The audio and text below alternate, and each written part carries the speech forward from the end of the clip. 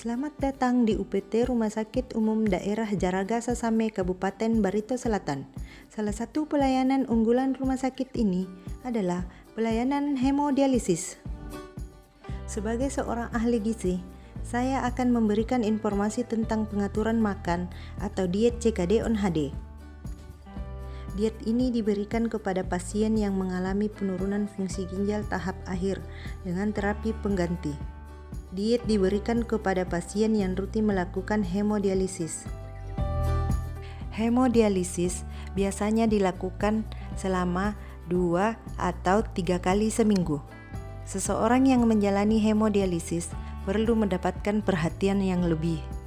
Mengingat manajemen perawatan yang harus dijalani pasien sangat kompleks agar mendapatkan hasil baik. Diet CKD on HD ini bertujuan untuk mencegah defisiensi gizi serta mempertahankan dan memperbaiki status gizi agar pasien dapat melakukan aktivitas normal, menjaga keseimbangan cairan dan elektrolit tubuh, menjaga agar akumulasi produk sisa metabolisme tidak berlebihan. Syarat diet: kalori cukup, yaitu 30-35 kilokalori per kilogram berat badan ideal per hari. Karbohidrat 55-75% dari kebutuhan energi total. Lemak 15-30% dari kebutuhan energi total. Cairan dibatasi, yaitu jumlah urin per 24 jam ditambah 500-750 ml per hari. Jumlah kebutuhan protein berbeda waktu sebelum HD dan setelah HD. Protein setelah HD itu harus naik sebanyak 1-1,2 gram per kilogram berat badan ideal per hari. Pemenuhan protein di sini harus protein yang berkualitas baik. Bisa diambil dari putih telur, ayam, ikan. Kalau untuk daging merah itu dibatasi karena sampahnya akan lebih banyak dibandingkan sumber protein hewan lainnya. Putih telur sangat dianjurkan. Kenapa? Karena selain mudah didapatkan, ternyata high biological value mengandung asam amino yang komplit sehingga gampang diserap oleh tubuh. Sampahnya juga paling sedikit dibandingkan yang lainnya. Melakukan pengaturan cairan pada pasien yang menjalani hemodialisis memang cukup sulit. Pasien diharuskan membatasi asupan cairan yang mereka minum maupun asupan cairan yang ada dalam makanan mereka. Ini adalah suatu tantangan tersendiri. Untuk sedisiplin mungkin mengusahakan semaksimal mungkin agar intake cairan itu tetap terjaga di sekitar 500-750 cc per hari. Ini bisa dimodifikasi dari makanan. Misal kalau makan tidak memilih bubur, karena kalau bubur airnya sudah banyak, jadi lebih baik pilih nasi. Kemudian untuk makanan yang berkuah itu juga jangan dianggap sepele bahwa cuma kuah bukan minum. Itu juga perlu dipertimbangkan. Karena bagaimanapun juga itu adalah cairan.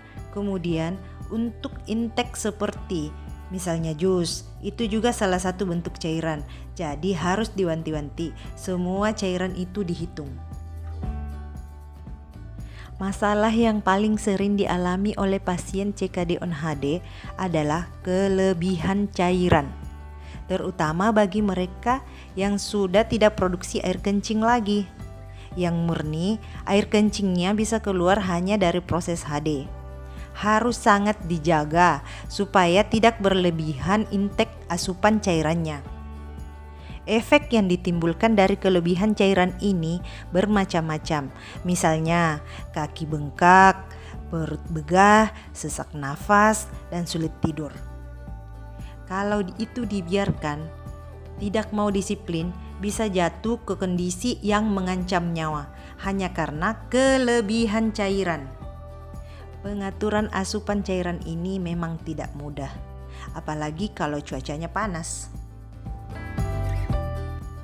Perintilan-perintilan kecil yang harus diperhatikan, tapi ternyata itu berefek pada pasien yang menjalani HD adalah kalium, garam, fosfor, dan kalsium.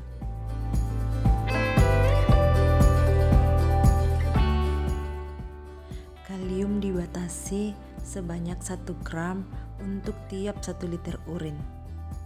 Kalium banyak terdapat pada buah pisang, sayur bayam, umbi-umbian, dan tomat. Bila kalium dalam darah meningkat, efek yang akan kita rasakan adalah mual, lemah, mati rasa atau kesemutan, nadi lambat, detak jantung yang tak beraturan, bahkan serangan jantung. Jika tidak ditangani, bisa menyebabkan jantung berhenti berdetak dan menyebabkan kematian.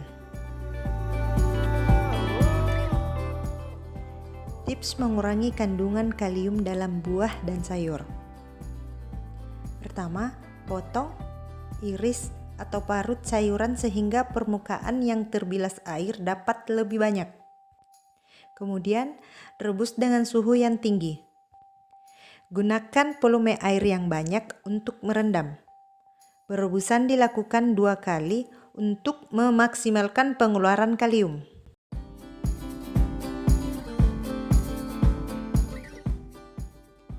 Pasien CKD on HD perlu membatasi garam. Kenapa?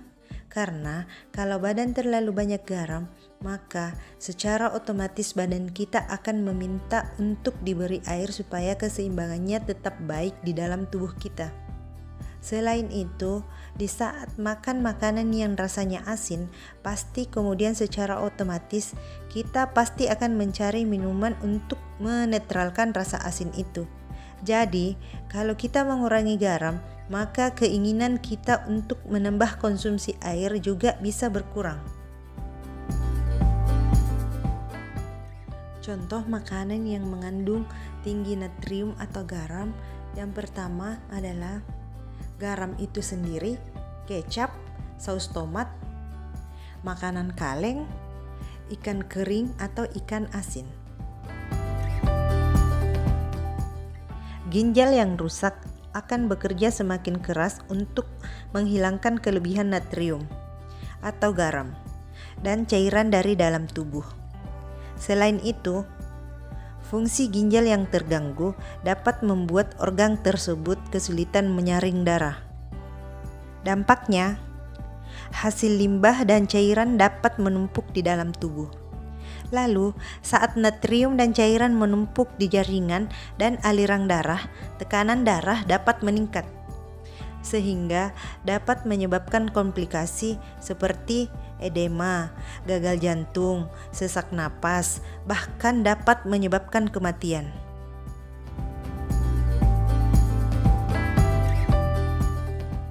Fosfor dan kalsium merupakan mineral yang berperan penting dalam membentuk sel dan jaringan tubuh. Fosfor dan kalsium banyak terdapat pada kacang-kacangan, susu, dan daging. Dalam keadaan normal, kadar fosfor dan kalsium anorganik mempunyai hubungan yang timbal balik yang disebut dengan patognomonic, yaitu jika kadar satunya bertambah, kadar yang lain akan berkurang. Tetapi jika terjadi kelainan fungsi ginjal, hubungan tersebut akan terganggu. Tumpukan fosfor dan kalsium dapat menyebabkan kulit gatal-gatal dan kemerahan, tubuh terasa lemas, gelisah dan susah tidur, nafsu makan berkurang, mual dan muntah, kesemutan, nyeri tulang dan sendi, otot kaku. Bila mengalami kesulitan dalam pengaturan asupan makanan, konsultasikan segera ke ahli gizi Anda. Mereka akan membantu merencanakan diet Anda.